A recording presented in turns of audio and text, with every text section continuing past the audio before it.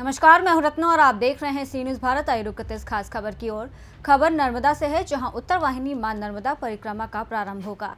परिक्रमावासी आसानी से नर्मदा नदी पार कर सकेंगे, इसलिए तिलकवाड़ा से सहराव के बीच काम चलाओ ब्रिज बनाने की कामगिरी शुरू की गई है, जिसको लेकर मां नर्मदा के भक्तों में खुशी का माहौल दिखाई दे रहा है। धार्मिक पुराणों अनुसार नर्मदा नदी का बहुत महत्व रहा है, इसीलिए मां नर्मदा की परिक्रमा की जाती है। कहा जाता है कि मां नर्मदा की परिक्रमा करने से मोक्ष की प्राप्ति होती है। खासकर चैत्र महीने में शुरू होती है उत्तर वाहिनी मां नर्मदा परिक्रमा।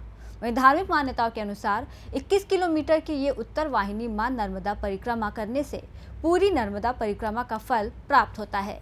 इसलिए ये परिक्रमा करने के लिए दूर दूर से लोग मां नर्मदा की परिक्रमा करने के लिए आते हैं। लेकिन ये परिक्रमा पूरी करने के लिए 2 बार नर्मदा नदी पार करनी पड़ती है, जिसमें रेंगड़ से रामपुरा के बीच नाव की व्यवस्था की जाती है और शहराव से तिलकवाड़ा के बीच काम चलाओ ब्रिज बनाया जाता है। वहीं चैत्र महीना शुरू होने में अब कुछ ही दिन बाकी है और उत्तर वाहिनी मां नर्मदा परिक्रमा का प्रारंभ होगा, जिसको ध्यान में रखते हुए तिलकवाड़ा से शहराव के बीच काम चलाओ ब्रिज बनाने की कामगिरी शुरू कर दी गई है। सीमेंट के बम्बू और मिट्टी ग्रेवल से ये ब्रिज बनाया जाएगा। ब्रिज बनने के बाद दोनों तरफ लोखंड की ग्रिल लगाई जाएगी और ब्रिज के दोनों तरफ पुलिसकर्मी भी तैनात किए जाएंगे। इसके साथ ही एनडीआरएफ की टीम भी वहां पर मौजूद रहेगी। जी हां, इनकी तैनाती वहां पर रहेगी, जिससे परिक्रमा वासी सुरक्षित रूप से नर्मदा नदी पार कर अपनी परिक्रमा पूरी कर सकेंगे। आज अमो પાસે નર્મદા જિલ્લાના તિલકવાડા નગરના નર્મદા નદી કિનારે મિત્રો આપણે સૌ જાણીએ છીએ કે ધાર્મિક ગ્રંથો અનુસાર માં નર્મદાનો અનેરો મહત્વ રહેલું છે। એટલે જ દૂર દૂરથી ભક્તો માં નર્મદાની પરિક્રમા કરવા માટે આવતા હોય છે। કહેવાય છે કે માં નર્મદા પરિક્રમા મોક્ષની પ્રાપ્તિ થતી હોય છે। એટલે જ ખૂબ મોટી સંખ્યામાં પરિક્રમાવાસીઓ માં નર્મદા પરિક્રમા કરવા માટે આવતા હોય છે। ખાસ કરીને ચૈત્ર મહિનામાં આવતી ઉત્તર વાહિની માં નર્મદા પરિક્રમા કહેવાય છે કે 21 કિલોમીટરની આ પરિક્રમા કરવાથી આખી નર્મદા પરિક્રમાનો ફલ પ્રાપ્ત થતો હોય છે। એટલે જ ગુજરાત, મહારાષ્ટ્ર, મધ્યપ્રદેશ, ઉત્તર પ્રદેશ તેમજ દેશના ખૂણે ખૂણેથી પરિક્રમાવાસીઓ ચૈત્ર મહિનામાં અહીંયા પરિક્રમા નર્મદા પરિક્રમા કરવા માટે આવતા હોય છે। આ ભક્તો માટે વહીવટી તંત્ર દ્વારા પણ અનેક વ્યવસ્થા ઉપલબ્ધ કરવામાં આવતી હોય છે।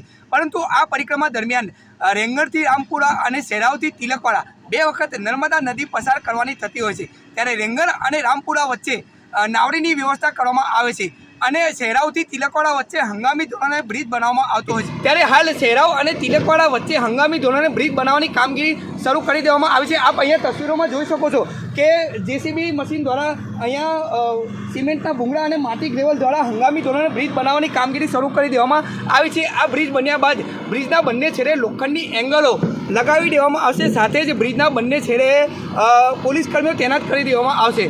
તે ઉપરાંત એનડીઆરએફની ટીમ પણ 24 કલાક અહીંયા તૈનાત રહેતી હોય છે, જેથી કરીને નર્મદા પરિક્રમા કરવા માટે આવતા ભક્તો સરળતાથી પરિક્રમા કરી શકે અને સરળતાથી નર્મદા નદી પસાર કરી શકે।